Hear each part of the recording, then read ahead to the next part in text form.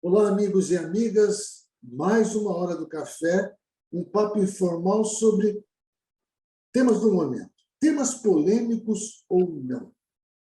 É aqui conosco nesta hora do café.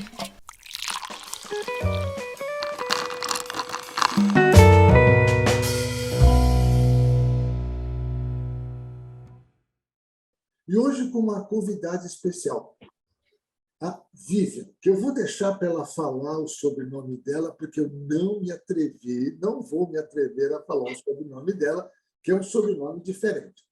Só que o que eu quero apresentar rapidamente é para dizer que o nosso tema é biologia, marketing, agronegócio, mas vamos conversar com uma pessoa que, além de ser mestra nessa área de biologia, também é doutora em agronomia. Então, eu tenho o prazer de apresentar para vocês a Vivian. Vivian, a palavra é sua. Agora, começa dizendo como é que se pronuncia o seu sobrenome, por favor. Ai, olá, tudo bem, Armando? Olha, é um prazer estar aqui contigo nessa conversa. E então vamos lá. Esse sobrenome é difícil. Eu até brinco que às vezes, né, eu sofria bullying na escola, ou então que eu demorei a aprender a escrever mais do que as outras crianças. Que é uma sopa de letrinha, né? Mas vamos lá, não é tão difícil assim. É Vivian Jaskiw. O Jaskiw é a origem ucraniana. Szilard, que é a origem húngara. E aí veio do casamento do marido, que é Zequinha, é mais fácil, o italiano. Então, às vezes, eu falo só Vivian Zequim, que é mais simples. Vivian, no nosso bate-papo, quando eu conversei com você a primeira vez, a gente falou, puxa, biologia, qual que é a importância? Como é que você consegue unir no seu trabalho biologia, marketing, dentro de um processo, dentro de um empreendedor do agronegócio? Dá uma explicada para a gente, porque eu acho que é isso que nós, que não conhecemos muito sobre o assunto, queremos saber.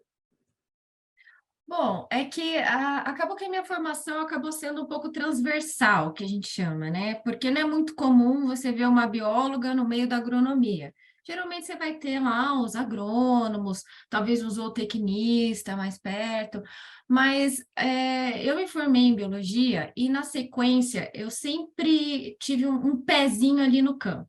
Então, tudo que eu fazia, até depois o mestrado, ou mesmo o doutorado, embora o mestrado fosse na área de biologia, ele tinha um pé na agronomia, porque sempre era voltado para os cultivos. E o doutorado eu fiz mesmo na agronomia para valer.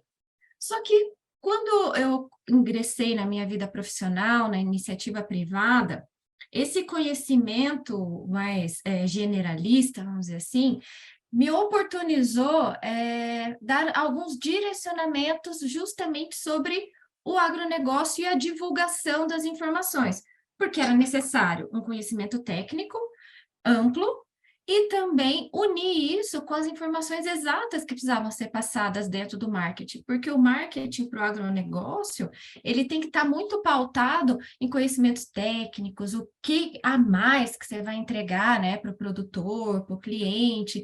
Então, isso acabou ajudando e você olhando assim de fora parece que não tem muita conexão, né? Mas, na verdade, tem uma conexão intrínseca, técnica, por trás dos bastidores, vamos falar assim.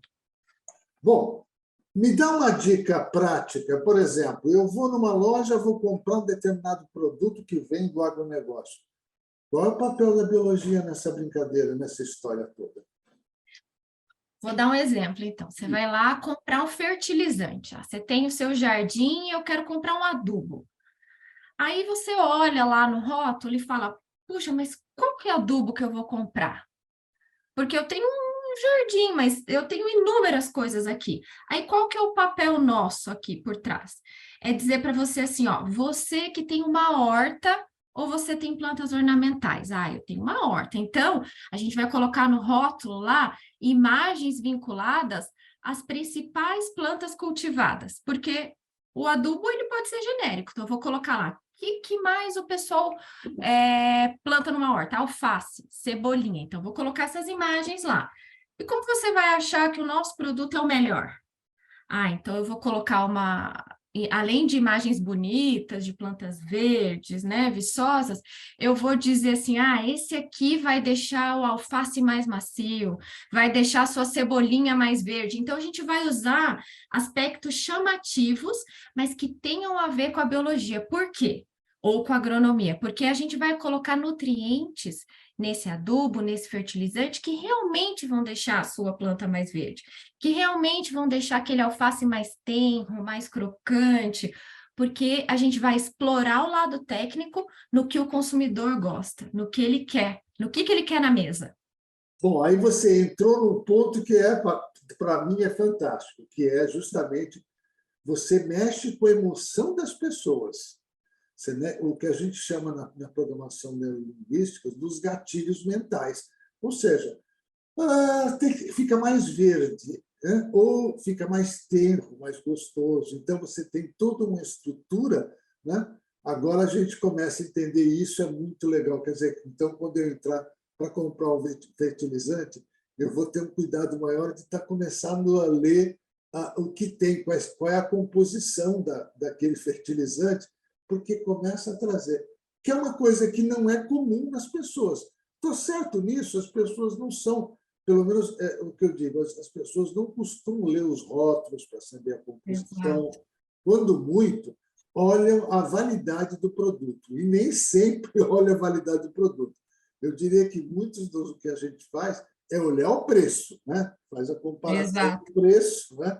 Ou se eu já utilizei aquele produto e já tenho uma referência de resultado, né? Eu vou e retorno e compro.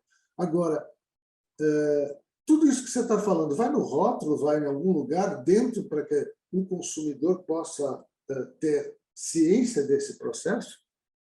Sim, vai no rótulo, mas com todo cuidado, porque uma das partes do papel que eu exerço na iniciativa privada é justamente colocar no rótulo aquilo que é permitido e não deixar com que, às vezes, essa emoção, né, leve as indústrias a colocarem aquilo que não se pode, ou que leva ao engano, ou que, de repente, anuncia algo que não é bem aquilo que o produto faz.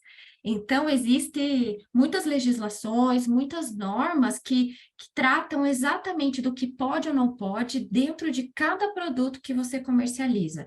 Se você for comercializar um fertilizante, são algumas regras. Se você for comercializar um fungicida, é outras regras. Se você for comercializar um adjuvante, são outras regras. Então, cada produto tem as suas. E aí que entra esse ajuste fino.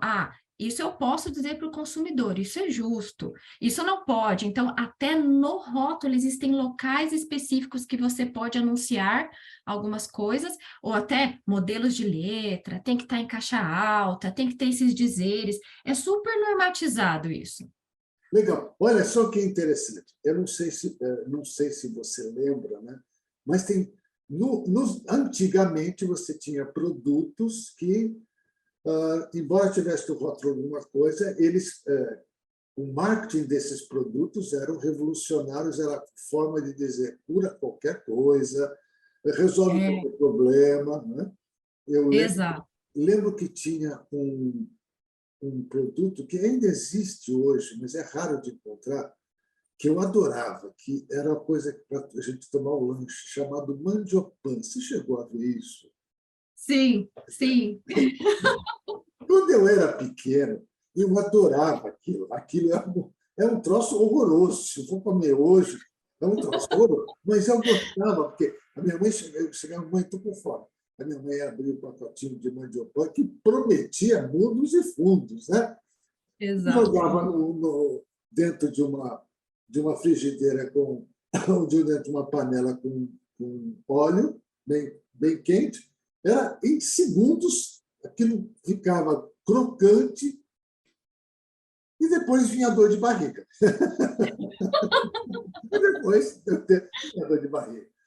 Mas prometia muitos e fundos. Assim como não vou começar a comentar um monte de produtos que ainda hoje existem produtos que você vê que a propaganda, o marketing dele é uma coisa, mas no seu dia a dia é uma outra coisa, uma outra história.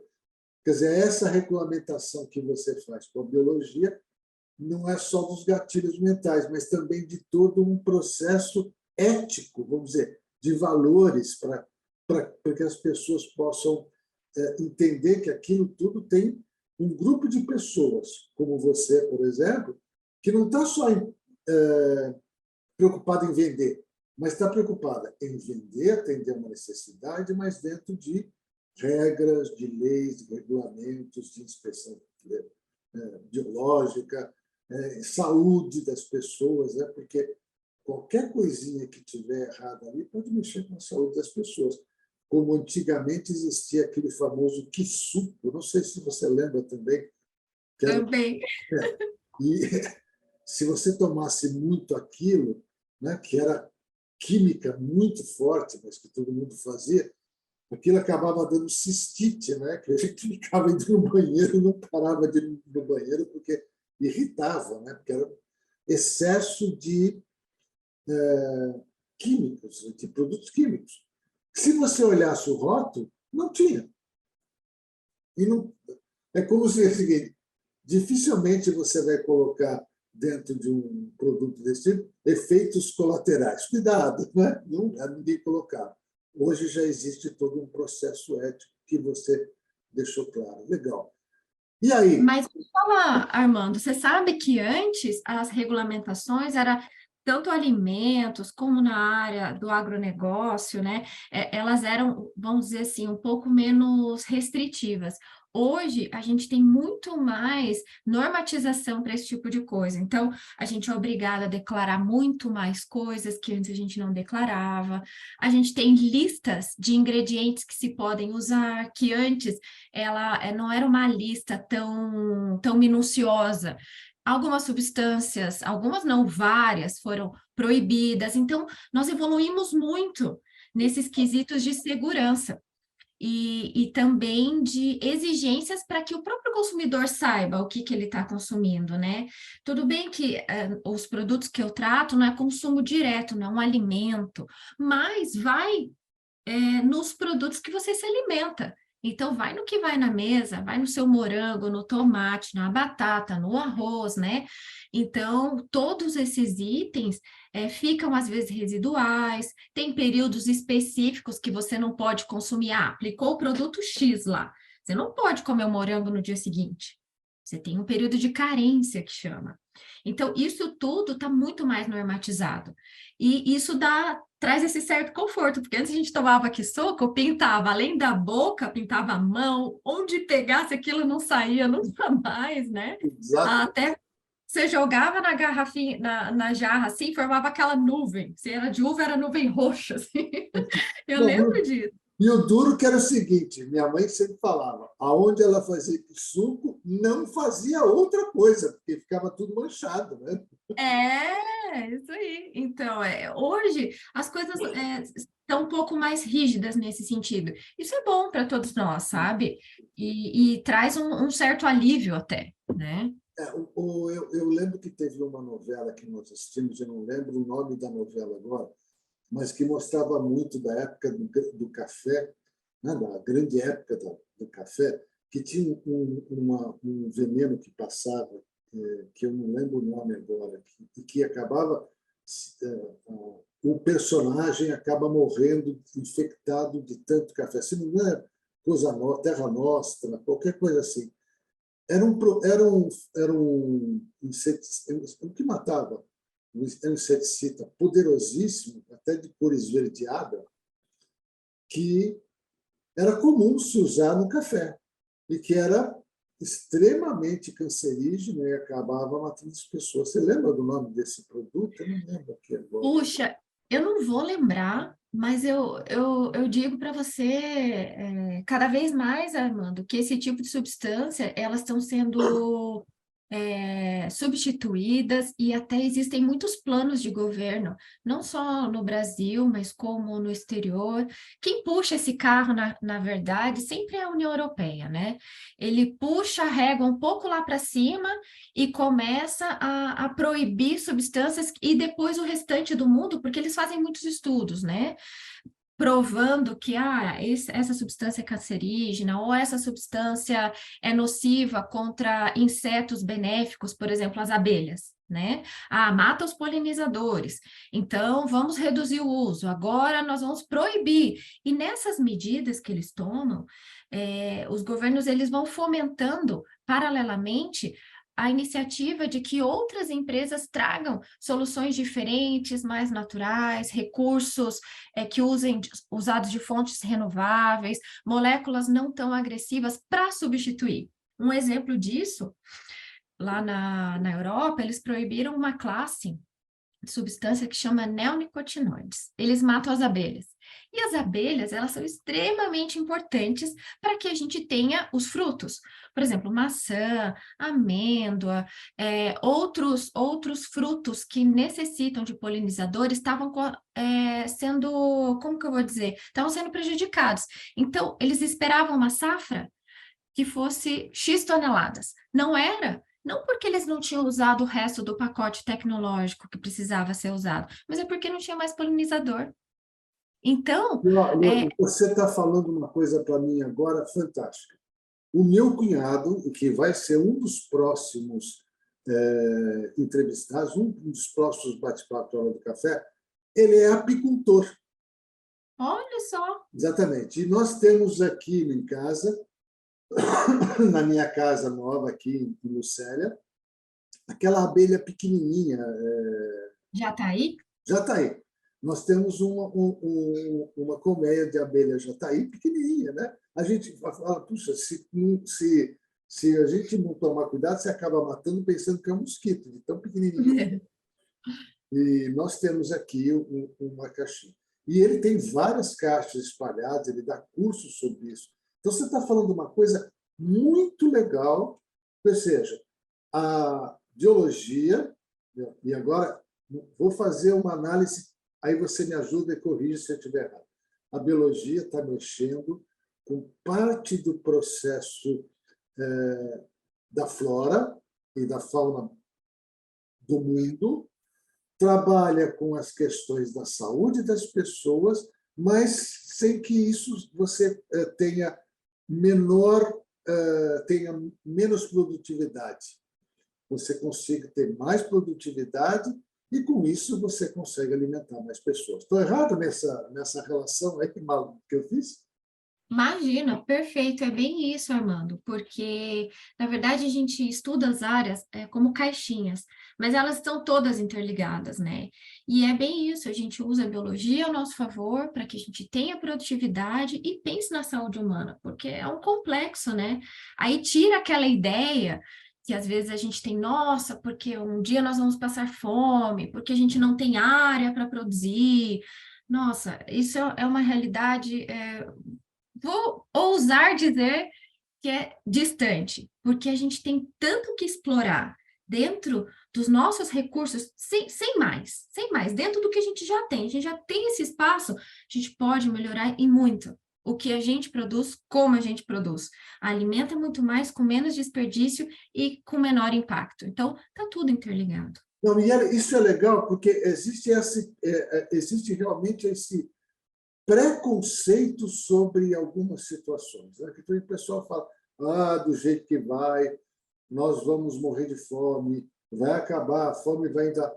E, na verdade, o que a gente sabe é que temos condições de produzir cada vez mais, usando a tecnologia, usando os próprios conceitos que a própria eu estou tentando achar o termo aqui. A própria vida, o próprio mundo, né? A própria fauna, a própria flora demonstram para a gente. Né? Nosso ecossistema. Diga. Nosso ecossistema seria. Isso, exatamente. O ecossistema está aí. Né? O Exato. está pronto. O que a gente precisa fazer? Estudar um pouco mais sobre ele. Tá? Então, se eu estou dando aqui, uma das dicas é pegar qualquer produto desse que é feito, que a gente vai consumir ou vai usar para preparar para o consumo, e dar uma lida ali naqueles quadradinhos que diz lá composição química, ou informações nutricionais. Por quê? Porque isso vai nos ajudar a mexer com algumas coisas, né? Por exemplo, eu dificilmente tomo leite. Você vai perguntar, mas por quê? Toda vez que eu tomo leite, eu passo mal. Olha só. A minha irmã, por exemplo, ela teve um problema sério, ela teve que ser internada, né, quando ela era pequena, por conta de um problema com o leite. Eu não consigo tomar leite. Toda vez que eu tomava leite, e isso era obrigado quando eu era criança, eu ficava zonzo, passava mal e tal. Aí, há poucos anos atrás, eu li uma história dizendo o seguinte: é uma doença que dá nas pessoas, que foi descoberta muito tempo depois, que eu estou com 68 anos, muito tempo depois foi descoberta essa intolerância à lactose. Olha só. Que isso é um problema, mas que muita gente não sabia disso, né? Então, você tem hoje pessoas, né, eu conheço inclusive amigas que moram em Joinville, que para conseguir comer alguma coisa que tenha qualquer componente de lácteo, ela tem que tomar um remédio. Uma pílula Sim. que faz, eu não sei se é dissolver lactose ou sei lá, senão ela não consegue. São enzimas. Hã? São enzimas que vão quebrar essa lactose que você vai tomar. Então, seu corpo não produz mais. Vamos lá, biologia. Exatamente, Seu, biologia.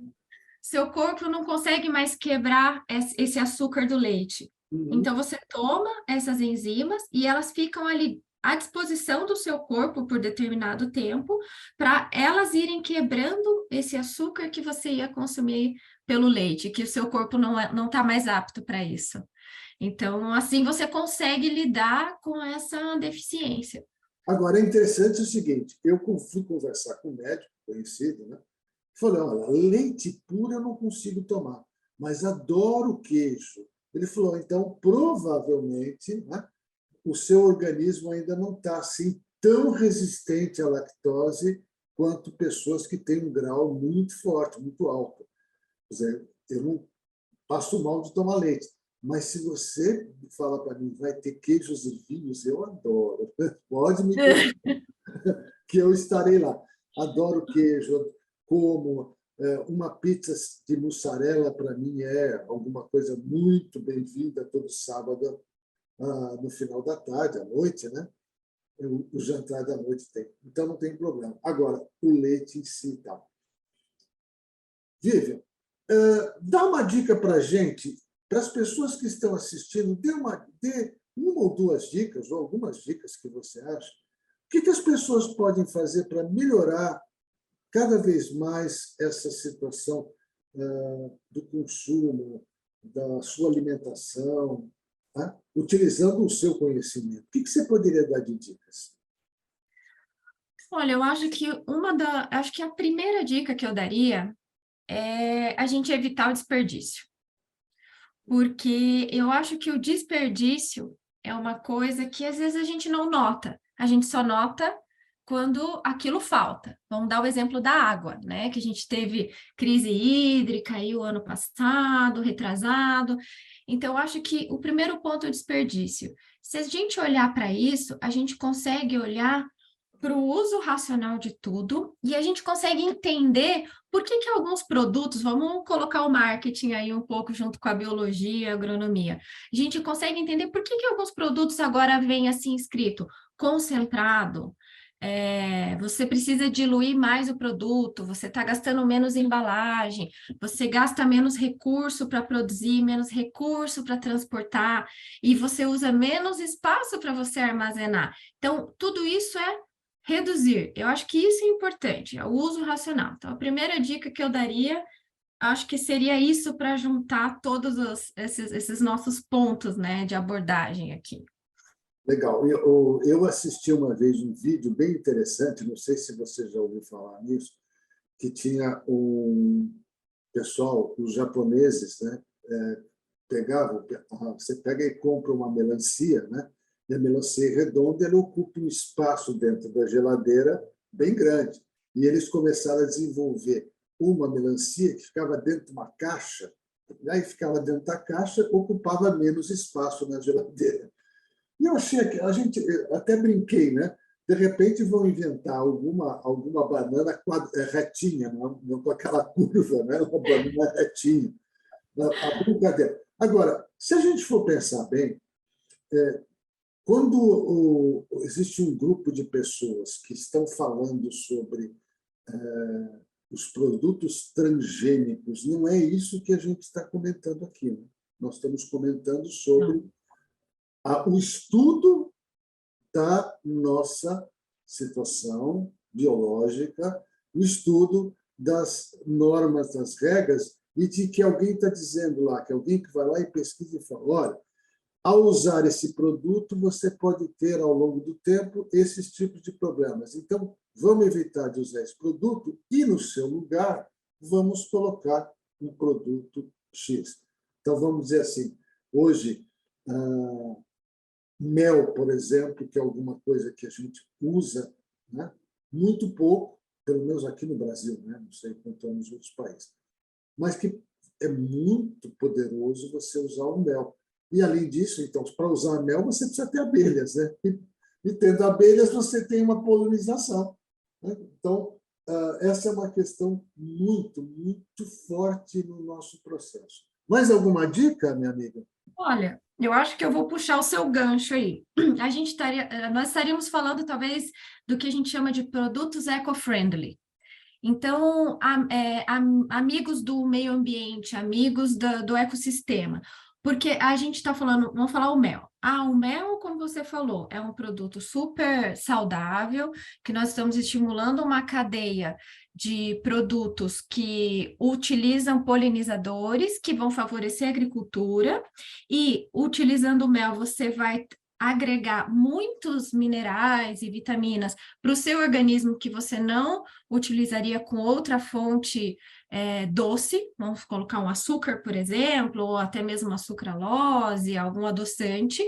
Então, esse tipo de consumo mais consciente, mais eco-friendly, ajuda todo um sistema. Né? Não é só, eu vou consumir mel porque só o mel é bom por si. Não, porque ele tem toda uma cadeia envolvida, uma cadeia benéfica. Isso é super útil e tem muitas empresas que utilizam esse tipo de discurso para comercializar os seus produtos. Porque as pessoas cada vez mais estão se voltando a isso. Produtos mais sustentáveis, mais amistosos, menos químicos, mais saudáveis, que prejudicam menos o meio ambiente. Então, algumas empresas se voltam para isso e, às vezes, o que eles fazem nada mais é do que anunciar uma coisa que nem é novo. Só que não é novo para o público. Porque para a gente que está ali na parte técnica, a gente já entende essa informação. Só que hoje o público quer. O cliente, o comprador, ele quer isso. Então, se você fala, olha, o meu produto traz isso, você está dentro de um nicho de mercado muito mais, vamos dizer assim, até daria um certo status, porque hoje não é todas as empresas ou todos os produtos que anunciam isso. Até porque, às vezes, para anunciar, você precisa cumprir algumas exigências legais, né? Mas esse discurso está cada vez mais forte. Isso é bom, porque traz para o consumidor um senso de pertencimento ao ambiente que ele precisa cuidar. E se ele sabe que aquilo que ele está consumindo não está prejudicando e sim ajudando, ele fala, opa, que bacana, além de eu trazer um benefício para mim, eu trago um benefício para uma cadeia maior. Então, eu acho que isso é legal e esse marketing está cada vez mais quente, vamos dizer assim. É um hotspot. É legal. Uma coisa que eu lembrei agora que você falou, que é a questão seguinte, alguns anos atrás, quando se falava de produtos sem agrotóxicos, produtos Orgânico? orgânicos e tal, era assim, um pé de alface orgânico custava 10 vezes mais do que um pé tradicional, aquele que você encontra nas feiras, que tem os adubos, tem os defensivos agrícolas. Hoje você já tem uma diferenciação, essa distância não está tão grande ainda. Então, você tem alguns produtos e, pelo menos o que você está dizendo, tem algumas empresas que estão percebendo que é uma grande sacada você aproveitar essas coisas que estão aí de conhecimento das pessoas. E agora eu vou lembrar de uma coisa que a minha avó falava. Ela falava assim, eu uma vez estava no jardim dela, nos fundos, né, o quintal da casa dela, que tinha um jardinzinho, e que eu descobri uma joaninha. E eu quis matar a joaninha. Ela falou, não, não mate a joaninha, porque a joaninha come os bichinhos que estragam minhas flores. Olha só. Ah, isso é fantástico. Aí eu olhei, eu diria o seguinte, a minha avó faleceu antes da minha idade, ela tinha 60 e poucos anos. Mas eu estou falando de coisas de 50 anos atrás, que provavelmente ela aprendeu, não foi numa escola, não foi numa escola da faculdade, ela aprendeu com os avós, os bisavós, com as coisas que aconteciam.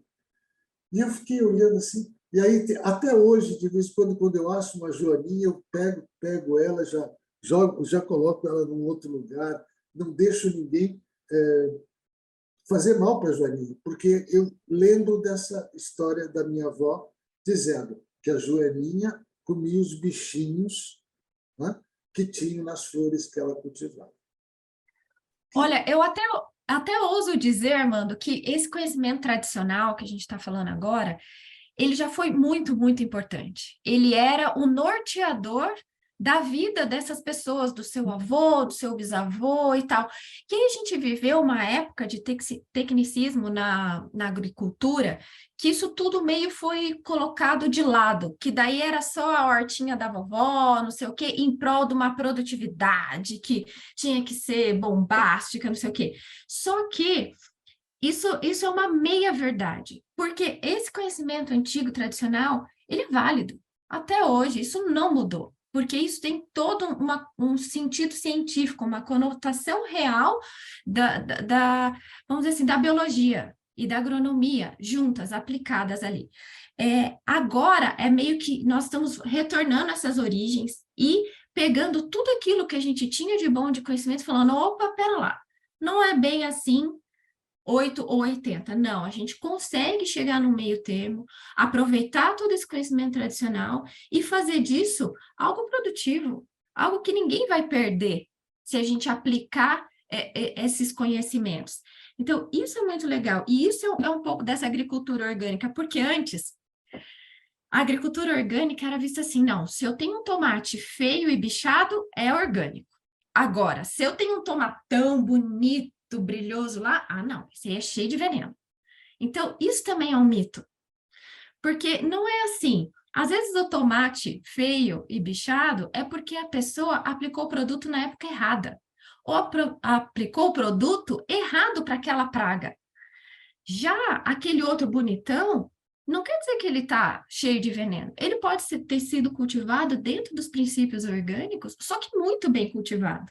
Então, isso vai sendo desmistificado, e é muito importante a gente saber disso. A gente precisa, na verdade, de fontes confiáveis. Ah, não, isso aqui é certificado, tá certinho, realmente é da agricultura orgânica. E não mais colocar dentro desses estereótipos. Legal, isso aí é muito legal. Bom, só para dar uma coisa, como é um bate-papo informal, vocês devem estar ouvindo aí no fundinho um barulho de uma broca ou de uma cortadeira aqui. É que do lado aqui da minha casa está tendo uma obra. Então, mas isso é totalmente informal, não vai atrapalhar, porque a gente não vai deixar isso. É importante a gente estar com esse processo. Muito bem. Por incrível que pareça, minha amiga, nós já estamos há quase 40 minutos conversando. Tempo boa. Outro dia, eu conversando com o rapaz, ele falou, nós vamos fazer, no máximo uma hora. Ele falou, nossa, uma hora é muito tempo. No fim, a gente acabou conversando em 2 horas, né? Porque o assunto vai puxando, vamos trazendo, e o informal, o gostoso é isso, vai trazendo algumas coisas. Mas nós precisamos agora, acho que a gente começar a fazer o seguinte, fechando os nossos assuntos. A gente falou de muitas coisas legais, eu acho que, para mim, ficou muito clara a questão da biologia, do marketing e da questão do agronegócio. E essa cadeia e você lembrou da palavra que eu estava querendo lembrar, o meio ambiente. Né? Tem todo um processo. Né? E hoje eu estou morando aqui no interior de São Paulo e eu vejo uma diferença muito grande de estar vivendo, e eu já vivi numa grande capital, São Paulo, depois eu fui para uma capital menor, Curitiba, já morei também em Goiânia, mas fui para uma cidade como Curitiba, teria muito tempo, e agora estou numa cidade pequena do interior de São Paulo. Há uma mudança muito grande, inclusive, na questão do meio ambiente, e isso é fundamental. Mas eu queria, então, pedir para você ir fechando, dizendo para a gente, se a pergunta seria, se eu tiver que entrar num lugar para comprar um produto de origem orgânica ou não, tá? Mas um produto que tenha essa questão da biologia, que seja um produto que eu vou consumir ou vou usar para preparar para o consumo. O que eu tenho que fazer? O que a bióloga, a doutora em agronomia, Vivian Zequin, né? Zequim. Zequin. Eu vou falar o Zequin, porque a outra não dá. A doutora Vivian Zequin daria de dica para a gente. Bom, se você vai comprar um produto para consumo e se você tem a oportunidade de encontrar produtos orgânicos, eu diria para aproveitar essa oportunidade, né? Olhe sempre se tem um selo de orgânico. Existe um selo do governo ou alguns selos que são relacionados a empresas privadas, mas são super confiáveis. Veja se tem esse selo. Isso ajuda muito porque existe uma rastreabilidade, existe fiscalização, é super sério, né, quando um produto carrega esse selo. Ele é realmente auditado a esse respeito, se você tem essa oportunidade. Outra coisa importante, dê uma olhadinha se esse produto é de uma marca conhecida, se você já tem essa referência, essa coisa da referência do boca a boca, ela é muito importante, porque alguém que já consumiu, né, e que vai te trazer alguma informação a respeito daquele produto. Então, isso vale a pena também. Embora esteja na área do marketing também, não se deixe levar só pela embalagem bonita. Eu acho que isso é fundamental. Legal. Muito bem. Conversamos com a Vivian Zequin. Se o seu café é adoçado com informação, o papo é sempre bom e o café desce redondinho. Acompanhe a nossa Hora do Café, envie sugestões e compartilhe. Entre e faça a sua inscrição no nosso canal aqui do YouTube. E, Vivian, agradeço a você em nome de todas as pessoas que vão assistir e vou convidá-la para, numa próxima vez, em breve, a gente dar continuidade, porque esse papo é sempre gostoso e, muitas vezes, tem coisas que provavelmente vão fazer perguntas e a gente quer aprofundar nesse bate-papo. Muito obrigado, Vivian, e até a próxima vez. Um abraço, Vivian. Obrigado. Eu que agradeço, Armando. Até mais, até a próxima, e foi um prazer conversar contigo.